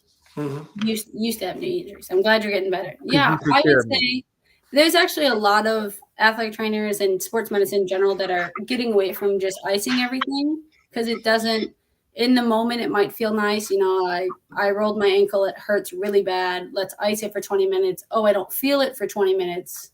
That feels better. But I'm a bigger fan of doing either some sort of motion. So like doing an exercise, doing a stretch, even forms of foam rolling or rolling out, because that kind of gets your muscles moving more versus anytime you ice it, it kind of stiffens things up. But if you do ice, because it's not a black and white, you can't ever ice anymore. If you ice, I just always tell people when you take the ice off in 20 minutes, do 50 ankle pumps or do 50 where you move your knee back and forth, because we don't want anyone's joint to get stiff because you were icing too long. Not too long, but just you're icing and now the muscles are stiff. So I would think some of my more favorite tricks to do, I like to do a lot of self-active release. So like that would be, let's say I'm on a foam roller and my quads are tight. Instead of just foam rolling up and down, I find what people call like knots or trigger points in my quad. And I go, okay, right here in my quad, that's where I feel it. I'm going to hold my body weight on it while I'm foam rolling and then straighten and extend my leg and bend it. So that way I work through the motion while pushing on this trigger point. And then I keep rolling afterwards. That's a favorite trick of mine that I've been doing for a while. Another one I always like to do is just like doing light joint mobs for someone who maybe feels stiff on a certain joint. It might not be the muscles, but like the joint itself is stiff. So just like gentle movements, or even just holding in a position while they, like, let's say it's an elbow, I could hold it in a different position so it's pushing on the end range of your joint, and then you work through it, and it kind of teaches your body, oh, this feels better. This is a more beneficial way of me to work through emotion, because sometimes joints get stiff and they don't move like they're supposed to. You see this motion, but what you don't see is as you do this, you get a little rotation on this bone. So if we need more rotation and I hold that rotation while you go through it, you'll see that, okay, this is kind of how it's supposed to feel. This feels better.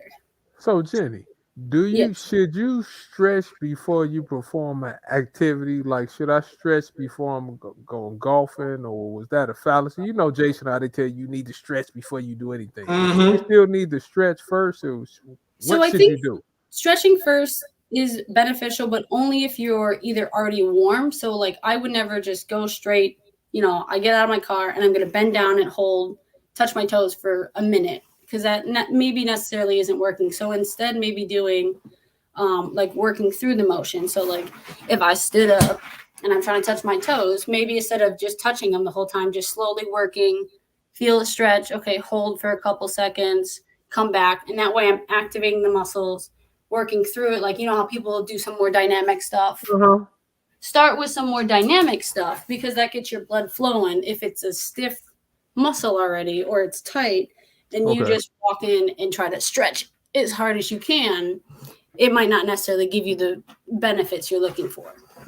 Got you. And also, how big is weightlifting these days?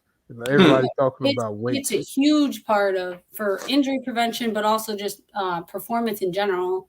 I think that especially you get to some higher levels, athletic trainers and strength and conditioning coaches work hand in hand because it's crucial that we get people moving, lifting, moving these weights, because a lot of times we can find people have these muscle imbalances because you're doing a sport where you're constantly jumping off one leg or you favor one side versus you do some of this, a lot of weightlifting stuff. And depending on obviously coaching and strategy, if you do single leg stuff or single arm stuff, you can find those imbalances and work on them more versus if I'm only always, just doing squats and bench press, those are great movements. But if I only do those both times, I could easily compensate by leaning one way or pushing more with one arm versus the other. Now, if I do dumbbells, it's hard for me to cheat with my left hand by pushing up 2 dumbbells. So I think weightlifting is huge for identifying different imbalances and then helping fix them so that way you're not so right arm or right leg dominant. And that's a good point, Jenny, because strength and conditioning coordinators now, that's kind of like what I was talking about earlier. There's now a separation in a lot of these different disciplines. Because now many schools have athletic training staffs. And I think that's the key. It's a staff now. One person is the sports psychologist. One person is the nutritionist. Well, some person is the strength and conditioning. And before, it was kind of like just all on the trainer, to kind of be this all-in-one kind of person. So I wanted to ask you, how challenging has it been for you to do this job during this pandemic?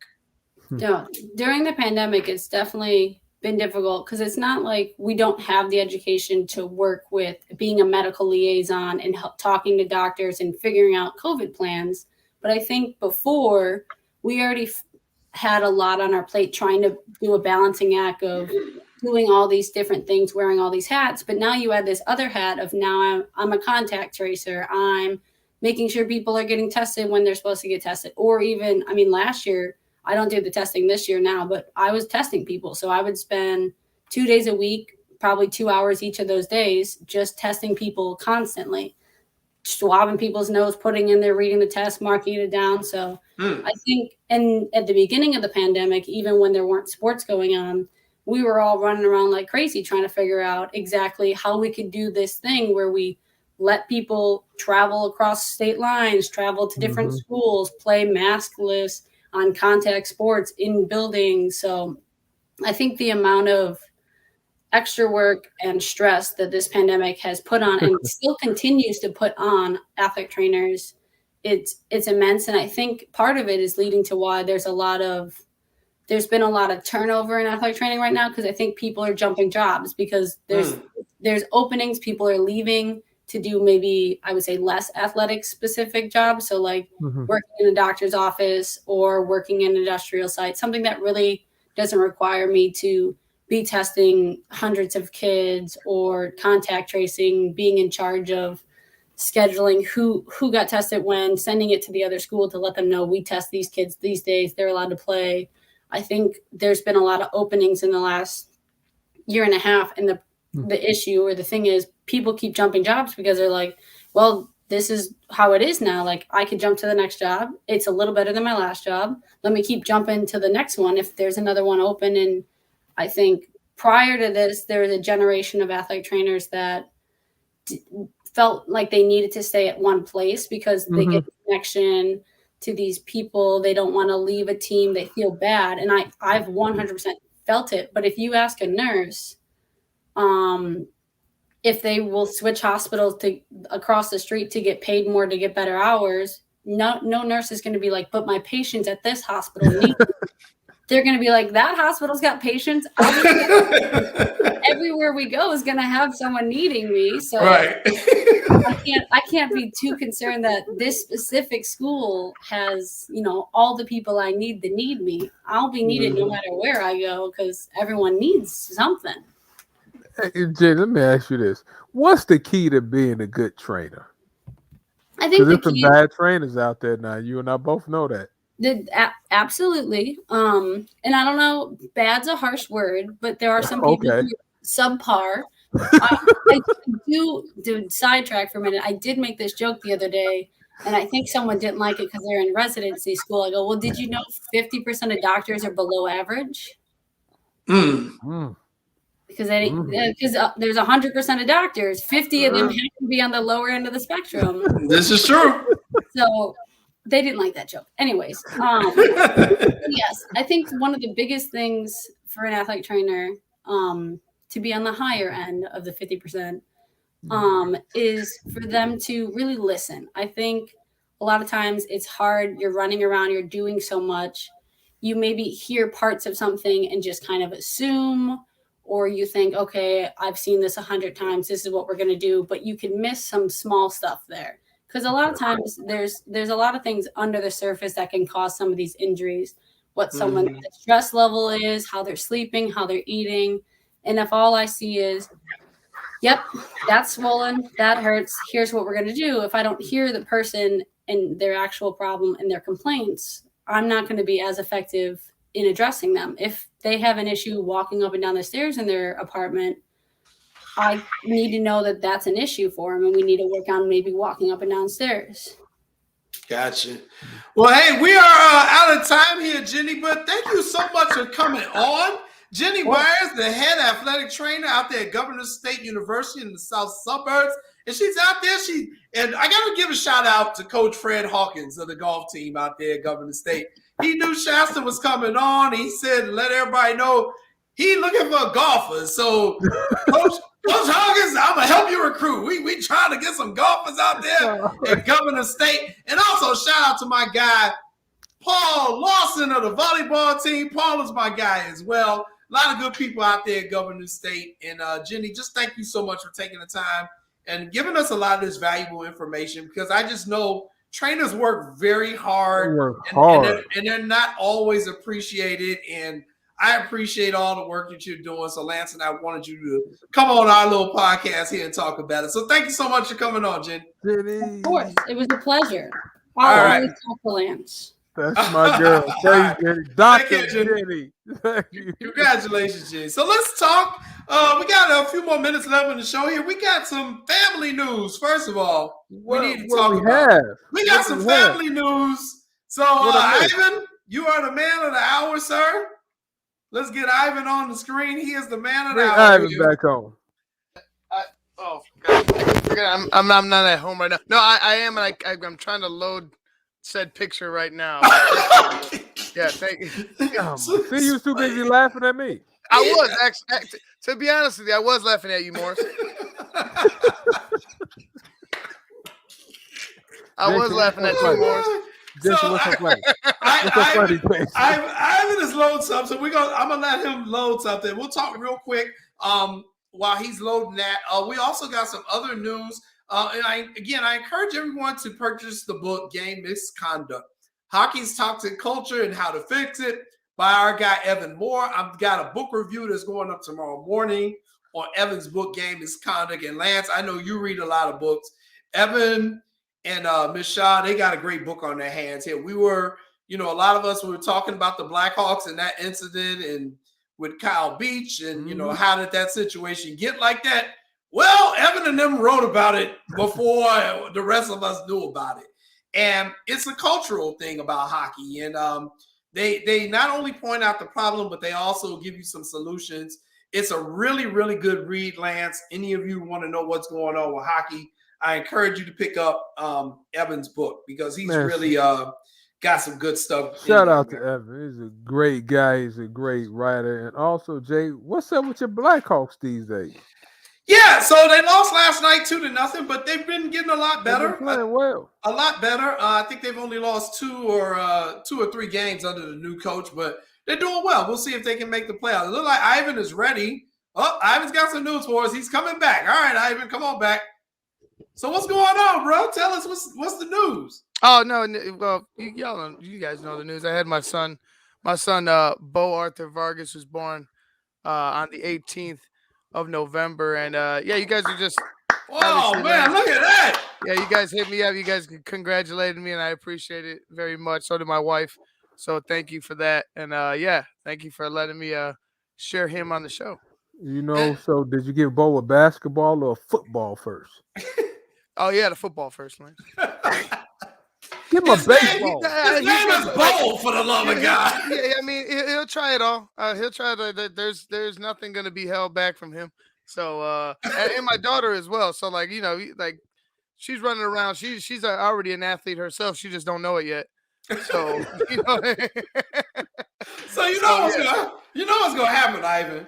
You gonna get the Brooklyn Irvin treatment. you gonna have Bo all ready to play football, and he gonna say, "Hey, Dad, ice skating is kind of cool. I'm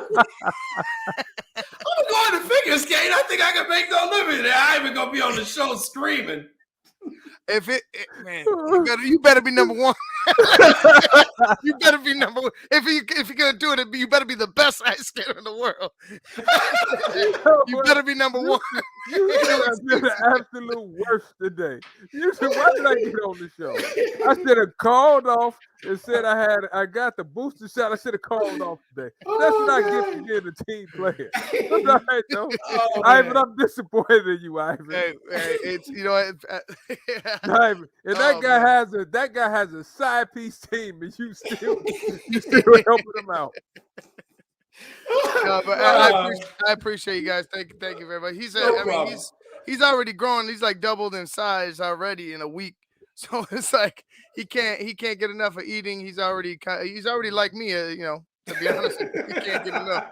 So there you go. All right. Well, congratulations to Ivan, his wife, thanks, and guys. The entire family on Baby Bo. So Baby Bo is here, and he's got his football already. I'm telling you, the kid is going to the Olympics as a figure skater, man. So just get ready. Man. You wish just get ready for that. Bring out the worst in people, man.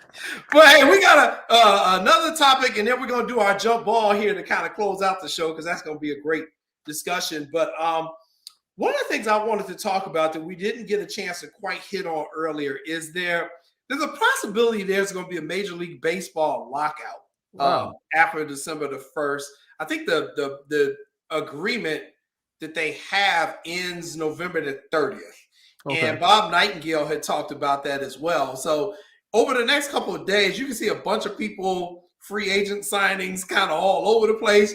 And that's why I wanted to bring up Max Scherzer, who's damn near 40, got a 3-year deal, Lance, for $120 million or something like that. I thought I saw some numbers. I was like, are they serious? And this dude, I saw 125 or something. That's about right. Over 3 years.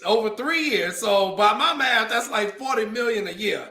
And he's at the end of his career making this money. What are your thoughts? Marcus Semien, the brother, he got a 7-year deal for like $185 million. Why don't you keep pitching, Lance? This is your problem. I know, Ivan, could you come back on the screen if you're still around? That's why you got knee problems because you're trying to play basketball. Give Bo a baseball. The worst mistake I made was to stop pitching, even though I had a knee surgery. Because I could be a subpar pitcher, 7-10, and make $18 million a year. Subpar. Look at all the money they throwing at these guys, fellas. Seriously, though. I told Mac, I said, Mac, you and I should have kept playing baseball. We picked the wrong sports. Subpar. If you bat 280, 275, that's what, fellas, about $20 million a year. Yeah. Y'all know if you're a left-hand pitcher, that's about $22 million right there. So, say, how do they throw money at all these players like they throwing it now? They're billionaires. They're billionaires paying millionaires. That's the way I've always seen it. Are they making that much money on baseball, Jay? Yes. Man, God. Yeah. And Ivan knows because that's why I always laugh when the owners cry that they going broke. Like, what owner should cry they going broke? They always do that. Jay, I didn't know the collective bargaining is up. Yeah. CBA expires November 30th. So what you think is going to happen? The salary's not going to drop. I don't think they drop it. Ivan, what you think? You think they going to lock the players out? I think there's a lot to be said. I think there's a lot of issues that are going on between MLB, the Players Union. It's just it's a possibility. It's a possibility. I'm not gonna go ahead and say yes right away because I just feel like right now I feel like they'll find a way to get it done. Find a way to get something done. It might not be what everybody wants, but they might there might be some type of stipulation between the league and the players union. I just don't think that they can afford to lock out again. Like Major League Baseball as it is right now, the third Good popular point. sport. The Yeah. third popular sport, Major League Baseball, to be honest with you. Yeah. Third popular sport. And, I wouldn't say hockey's like catching up, like gaining ground, but they're gaining enough ground for where the NHL has been compared to Major League Baseball. I agree. I don't think they could afford. I don't think they could afford to lock out. I think it'll ruin baseball. Yeah, I think that with all the sports, Lance, I think both the owners and the players have realized, look, we fighting over a few $10 million here. And, we keep doing this to the fans. They're going to be like, screw you, because there's so many other entertainment options out there. So we shall see. But, hey, we only got a few minutes left. So, Ivan, let's get to the jump ball question. And Lance is going to go first today. So. What's the question? I think I won last week. I don't know. Yeah, you won last week. You did win last week. So the jump ball question: should the NCAA change the rules and go to 4 10-minute quarters for men's basketball? Now, I know Lance has something to say about this. Lance, go ahead. I can answer this question in my sleep, Ivan. You know, and I both know that it's time for college to go to a 4-quarter system. Everything else is like the NBA. They moved the 3-point line back. They might as well go to 6 fouls now. But we have 20 different uniforms like the NBA. Why not go to the 4 quarters? If you watch the women's game, whereas in the 4-quarter rule, they could call a timeout and they could advance the ball. So I think college is the last sport. Men's basketball is really the last sport to change. So it's time for a change, right? 20-minute halves. I mean, it's time to be some advancement in college basketball. So thus, we need the 4-quarter system. We need to advance the basketball. And we need to keep the game up to par like all other aspects of the game. High school is 4 quarters. International basketball is 4 quarters. NCAA basketball, the only entity left is only playing 20-minute halves. So 4 quarters, yes. All right. Once again, my cousin got it wrong. It's okay to be different, NCAA men's basketball. Stay with the 2 20-minute halves. First of all, if you change it to the quarters, you're also now giving both teams 2 extra timeouts during the match. The other thing that you're also doing is you're extending the game. And one thing that we're seeing in all these sports is that they're actually trying to shorten the time of these games because fans are becoming disinterested. And the other thing is, if you go to 4 quarters with those 2 extra timeouts, let's be honest, you're doing it because you want the money from the commercial revenue because they're going to take a commercial timeout. You already got commercial timeouts built into the game. These players are in the best shape of their lives. We just talked to an athletic trainer. They don't need all these breaks during the game. They're in fantastic shape. Let them get out there and play. Do the 2 20-minute halves as you've traditionally been doing. The game is fine. Everything doesn't need to match up with the NBA or the high schools. All right. Ivan, they only on women's basketball, I think they only have 1 timeout each quarter, which is at like the 5-minute mark or below. So you can still keep it at 4. Like they do. We get 4 timeouts every half in men's basketball. 16, 12, 8, 4. That's 8. Only if there's media there, Lance Irvin. See, that's the part you ain't throwing in. It's called a media timeout. I know because the school I went to, we didn't have no damn media. So it wasn't a media timeout. And one time I was there as a student newspaper representative, and Coach Bo Ellis came to me and said, Jay, this is a rough game today. You media, baby. We need these media timeouts. And that's a true story. So tell the full story. Oh, man. Everyone has media these days. Well, that other school you talked about. But anyway, most schools have media there. You're going to have somebody from the school newspaper at least. Well, maybe not in certain schools in Chicago. Ivan, go ahead. I'm not quite sure if I'm in total disagreement with what Jason's saying. I feel like the excitement of just saying, all right, because for me, looking at it from just being a strict fan, like being a college basketball, just strictly the March Madness type of fan, seeing the halves and knowing that, all right, here's all the time down the clock, like you know what you have. This is it. Like this is all of it. It's just something about that adrenaline that picks up, especially around March, where it's like, all right, this is all the time. Like the time on the clock is all the time you have. Period. And I think that picks up. I think that picks up in the mind of certain players. I think that heightens the adrenaline, heightens the intensity of the game. Just knowing that, all right, I don't have another life. Like there's there's not another quarter to save me. Mm-hmm. You know what? I'm gonna actually give you the benefit. Thank you. I win. Your argument was good. Thank you. And here's your prize. I'm gonna pay your cousin. That's disgusting. You know what, Irvin? Y'all take me home so I can eat. And on the show, we reached the end of another episode of Who we have next week? Is Coach Andre coming on next week? We have Kenwood girls basketball coach Andre Lewis. We have Bolingbrook High School girls basketball coach Chris Smith, and I think the legendary coach Dorothy Gators, who is giving me problems, but I'm gonna stay on Dorothy and try to get her. Kicking you to the curb. Because we gotta get Coach Gators over. We're gonna talk girls high school basketball all next week. You're watching What's Up, Cuz. It has been a fabulous show, cuz. Thank you to our guests with Perry and Shasta, and then our girl Jenny, who came on to talk about the life of an athletic trainer. It has been one fun show. So we will see you all next Monday at 6 o'clock Central Time for my cousin, Morris Chestnut. I'm Jason Paul. We'll see you next week, y'all. Peace out.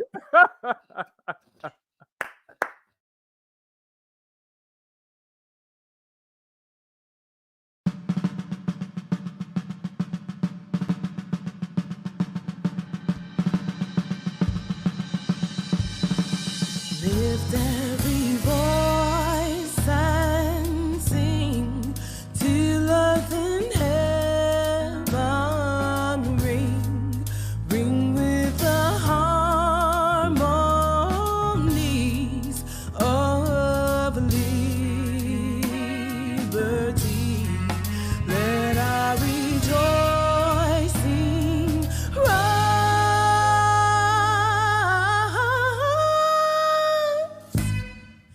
High as the listening skies, let it resound loud as the rolling sea. Sing a song full of the faith that the dark past has taught us.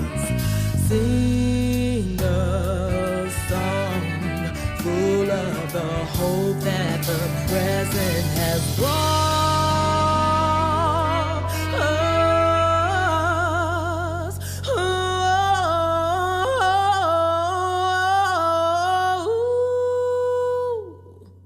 Facing the rising sun of a new day begun.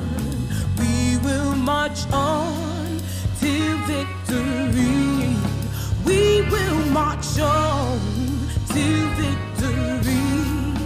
Let us march on to victory.